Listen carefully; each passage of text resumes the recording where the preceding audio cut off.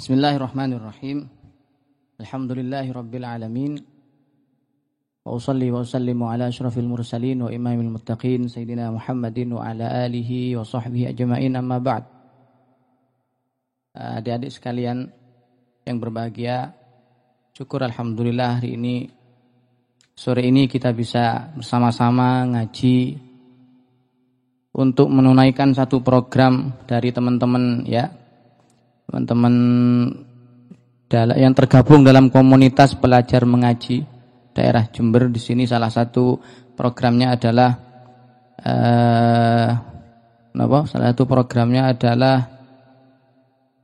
membentuk satu kajian yang bisa dinikmati oleh semua kalangan, utamanya yang menjadi sasaran ialah teman-teman pelajar. Salah satu tema yang disediakan di sini salah satunya adalah biografi daripada ulama-ulama terdahulu, yang mana dengan biografi itu kita bisa mempelajari dan juga kita bisa meniru langkah-langkah mereka di dalam menuntut ilmu. Karena ini penting bagi kita sebagai pelajar. Pelajar mengaji itu penting karena sekarang sudah banyak pelajar yang tidak mau mengaji. Ini yang sangat ironis sekali. Pelajar mengaji yang mengangkat satu tema biografi, diantaranya adalah biografinya Imam Syafi'i yang akan kita bahas. Kita nanti akan membahas dan akan mempelajari bersama-sama bagaimana Imam Syafi'i dari sejak kecil sampai beliau menjadi ulama besar seperti itu. Tapi fokus kita yaitu tentang apa istilahnya, rihlah ilmiah. Jadi dilihat dari sudut pandang beliau sebagai penuntut ilmu, dari beliau menjadi penuntut ilmu sampai beliau menjadi ulama besar seperti itu. Maka yang biasa kita lakukan di sini, ketika kita mempelajari biografi ulama-ulama orang-orang terdahulu, kira-kira apa maksud dan tujuannya di sini? Salah satunya ialah tidak sekedar kita ingin tahu, oh ini hebat, ini cerdas, ini alim luar biasa, itu tidak cukup bagi kita.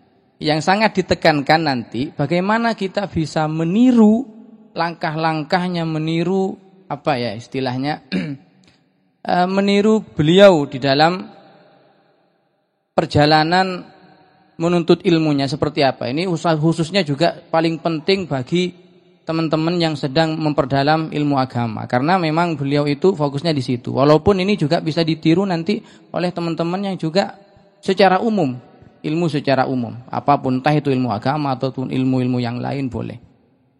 Baik, seperti yang kita ketahui, Imam Syafi'i di mana beliau namanya sudah menjadi populer sekali di telinga kita. Jangankan orang yang tidak tahu tentang ilmu pengetahuan, bahkan orang desa sekalipun kalau sudah disebut nama Imam Syafi'i mesti paham. Makanya setelah beliau terkenal, banyak di desa itu kadang satu kampung, bahkan satu RW, satu RT lah, bahkan kadang sampai ada 10 namanya Syafi'i. Ya karena memang Imam Syafi'i ini yang menjadi motivator, dengan namanya kemudian banyak dipakai. Sebelumnya kan tidak ada nama Syafi'i itu tidak ada. Maka seperti biasa, ini hanya sebagai prolog dulu. Itu hal biasa ya. Rasulullah juga salah satu motivasi dakwahnya itu ketika Allah menceritakan tentang bagaimana nabi-nabi terdahulu. Jadi memang butuh bagi kita sebagai spirit tersendiri dalam kita belajar, dalam kita berdakwah. Rasulullah ketika mau berdakwah oleh Allah diceritakan bagaimana sejarah perjalanan hidup dakwahnya Nabi Nuh, kemudian Nabi Musa, kemudian Nabi Ibrahim, biar menjadi contoh gitu. Makanya salah satunya kita juga seperti itu dengan cara mempelajari biografi perjalanan hidup ulama-ulama terdahulu. Biar kita bisa ikut ngelampai apa yang telah mereka lakukan. Baik, kita langsung saja. Imam Syafi'i itu yang terkenal ya memang Al-Imam Asy-Syafi'i, tapi nama beliau aslinya itu adalah Muhammad. Malah nama aslinya kadang orang tidak tahu. Justru nama populernya itu siapa? Itu bukan nama aslinya, itu dinisbatkan ke salah satu datuk beliau. Jadi salah satu datuk beliau itu ada yang namanya Syafi'. Syafi' itu yang kemudian dipakai oleh Imam Syafi'i untuk disematkan ke nama beliau sehingga orang banyak tidak kenal dengan nama aslinya, malah yang dikenal dengan nama Imam Syafi'i. Nama aslinya ada Muhammad, ayahnya namanya Idris. Jadi beliau itu kalau disebutkan Muhammad bin Idris kemudian Asy-Syafi'i. Itu luar biasa. Kalau kita bicara tentang beliau itu, kata ulama itu bahrun la sahilalahu. Jadi beliau itu bagaikan segoro lautan yang tanpa tepi. Dan mau kita bahas dari sisi mananya mesti ada di situ. Cuma kita di sini fokus tentang sisi-sisi ilmiah daripada beliau.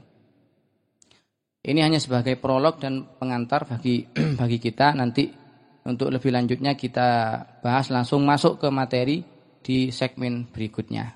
Sekian dari saya sebagai pengantar untuk kita kemudian masuk pada biografinya beliau secara langsung.